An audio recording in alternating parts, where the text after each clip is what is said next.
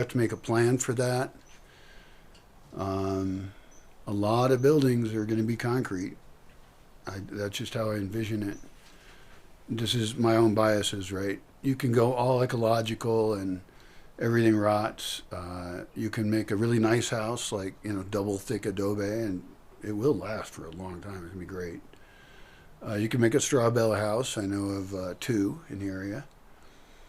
You just need good hat, good boots, good roof, good foundation. You can do straw bale no problem. Which is really great if you ever want any sound insulation. And I fucking hate sound. Not this kind of sound. This is like wind in the trees and shit. So I like this sound. And those cool ravens. I don't even know where their fucking nest is. Because I did know it was up there. I don't know. I haven't gone up there for a while. And I'm just wearing slippers. It's too fucking hot right now. I think that's the reasons to build, like, for all the climates. So that you have places that both heat up quickly in the morning and places that stay cool all day. Experiment with different kinds of spaces along an extreme slope. And I don't know how extreme yours is or what your options are or your goals still. But I can't imagine it as a single family home. If that's what you want to do with it, you go for it. But you will increase the value of your building if you build it in such a way that it can be conceptually divided into other uses. In other words, build flexibly so that you have more economic options in the future. And so that you can, I don't know, drive into your James Bond garage or something. Or you can just try and think of all kinds of shit.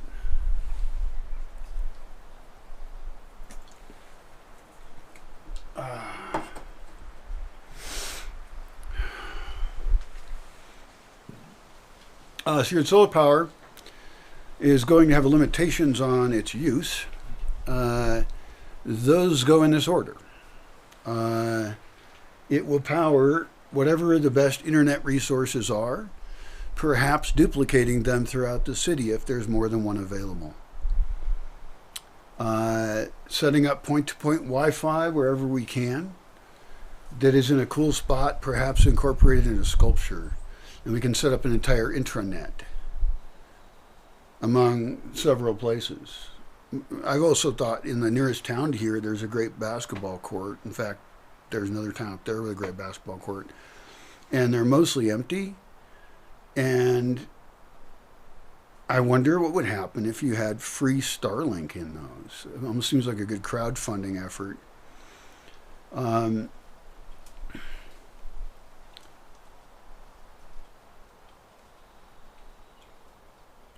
I think you made a real good investment with it because of its location. And I can tell where the good investments are and where they aren't. Generally, I think, unless I don't know something, but I know a lot of stuff. I've walked around here a ton. Now I'm tired as fuck. That's okay. I'll make cool places to walk on my own land. I think I walk to town for beer too often. And it's an excuse, and it's in the morning, so then I'm drunk in the morning. Or I waste half my day. Mainly because I'm lonely. I think that's it. You hear those ravens over there?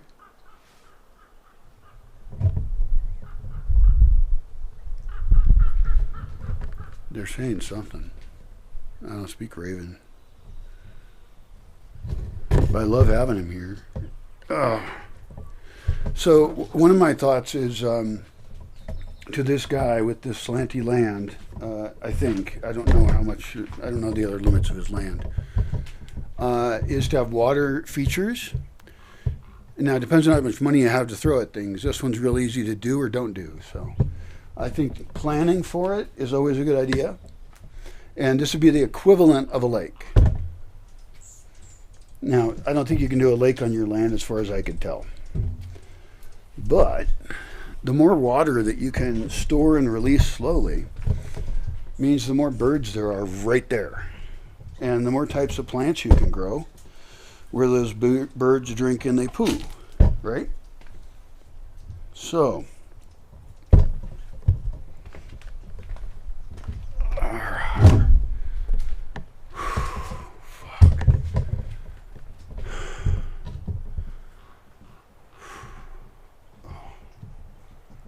all right.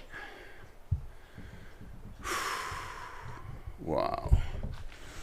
So anyway, I guess I'm just, only partly on topic here most of this time, but hopefully somebody will be amused by some of it.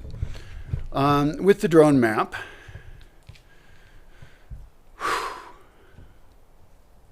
what will I do right away? Well, first I'll go, whoa, that's a cool drone map, dude, because that's how I normally talk. But I'll look for anything that surprises me. I'll look for, because I have a map in my head, the entire everywhere, and there's some little details that are actually kind of hard to see, and especially in areas that grew over or whatever. I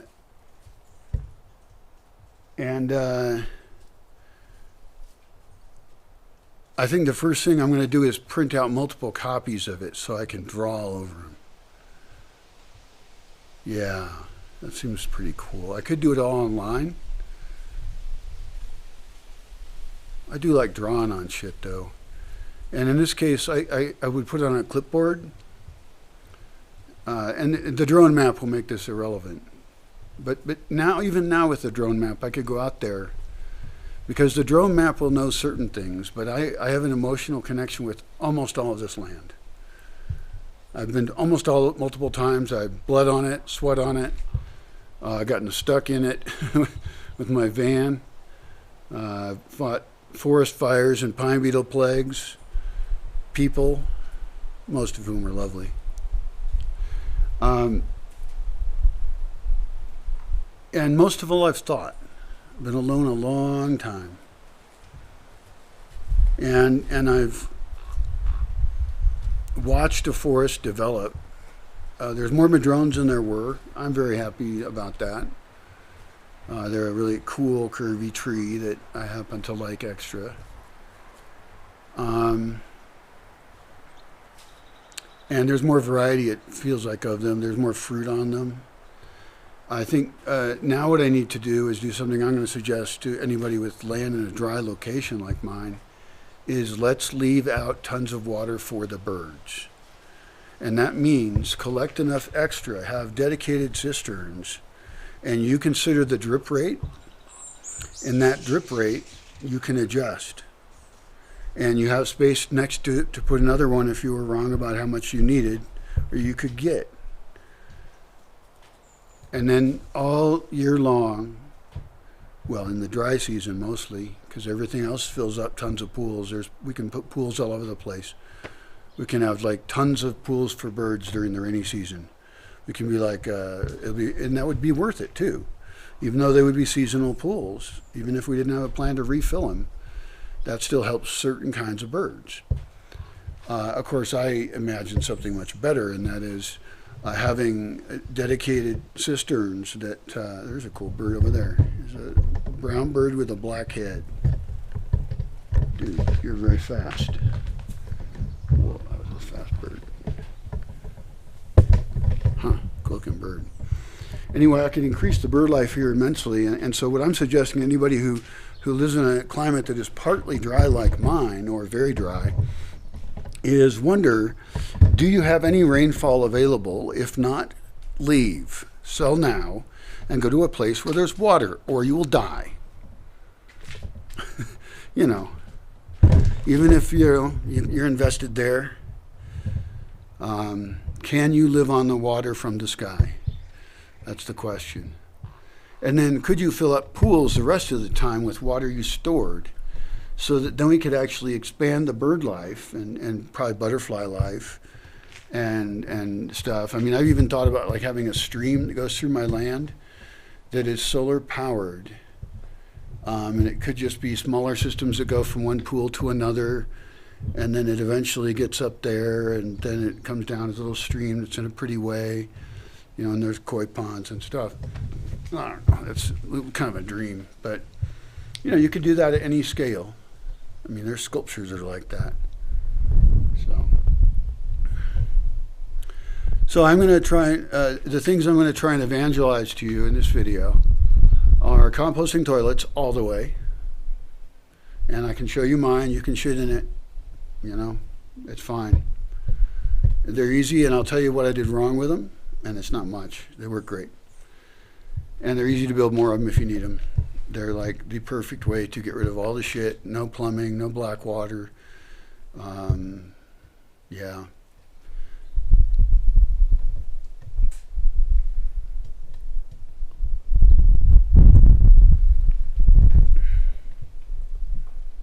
I don't know what kinds of ambitions you have, but I am looking for ambitious people who wish to benefit this area economically, if you're into that kind of thing. This is just a suggestion. You're already invested. You're already part of a community, whether you know it or not. We'll either like each other or we won't. Maybe you won't after this video. Sorry. Just trying to be nice. And the thing is, around here, people are pretty fucking nice. It's just, you know,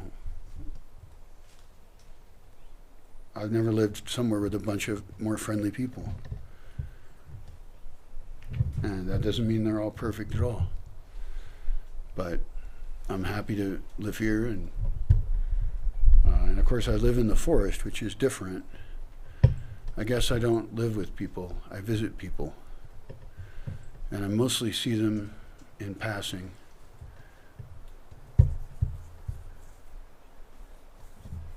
That is one of my motivations to change my use of this place to share it better. Because I think my land is bigger than yours. And I both want to share it economically and physically. I want to create a space that people enjoy giving their money into, probably run as a nonprofit, and that it benefits them and their families, and they can see real world action going on for ecological restoration. And I don't know how much you're into that shit, you know, but I'm kind of a nuts environmentalist, I suppose, but not really. Like, I want a greater genetic diversity, and it's here, and all I have to do is kind of help it along, or save it when I have to, and then it's increasing a lot, and that's cool. Now, I don't know what you can do in your space, but yeah, I've got some avocados here. I've got boxwood that's big, like that's a boxwood right there. It does fine. It's surprising, and therefore that's a good candidate to be in a hedge, but a soft hedge that you don't want thorns on. I don't think that one has thorns. There's a rattlesnake over here somewhere. Maybe I'll go this way.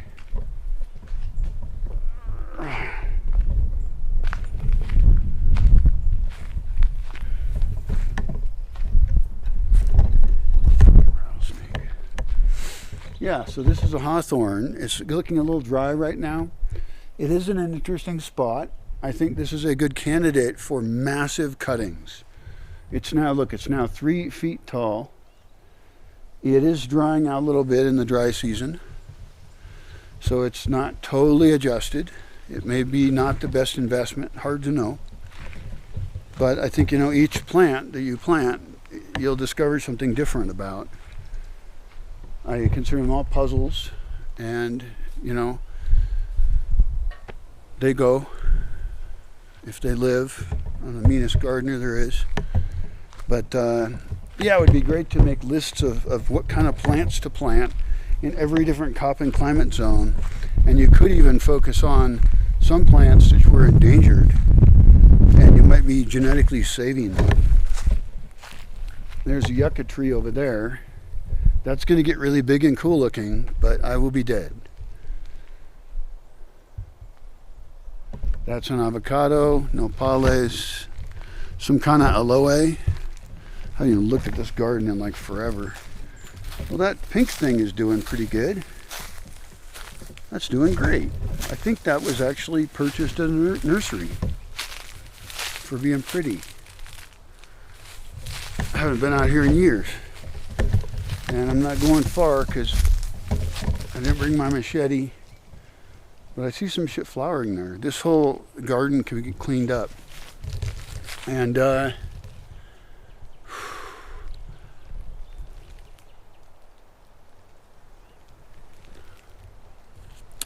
man, I got a lot of design decisions to make myself.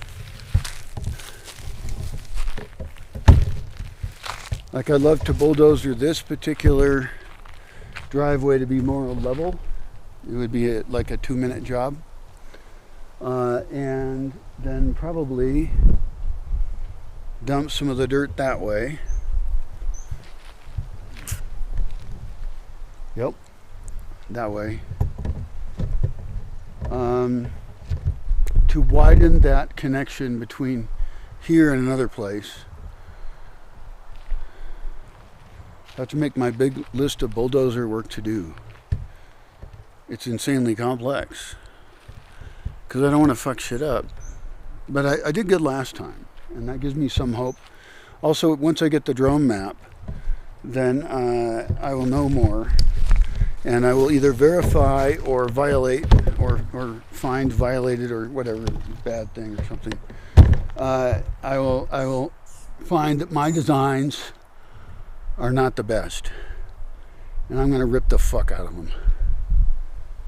That's the only way to have trust in myself, is to think of why every single road has to be there, what its effect is, what timing things have when they happen, what order of events, what buildings do we build where, what roads do we put where. This is the hardest design problem of my life, and it's on the love of my life, which is this forest.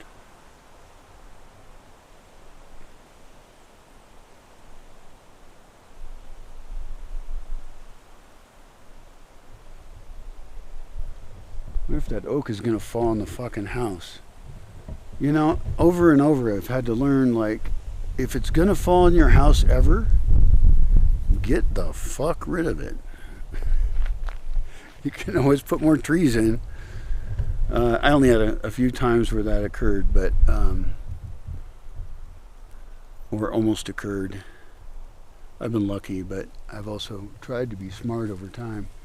But that oak does look like it's pointing the wrong way. I don't like that. Oaks don't fall down, though. And what does it do? It protects me from the winter sun. I don't want to be protected from the winter sun. I want the winter sun. That oak may be in a stupid location. Hey, stupid oak. You gonna defend yourself? Look at where you are.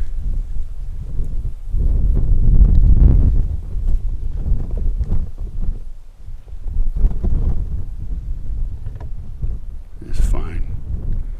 I don't have time to cut down everything anyway, which is really good. That's why I need to get my designs better and written up. It's because if I do get funding, then ideally I would rapidly go from project to project and get views on those. Like some of the ones I want to do with evacuated solar hot water tubes, I think are genius, and we would find out together. The designs are not difficult.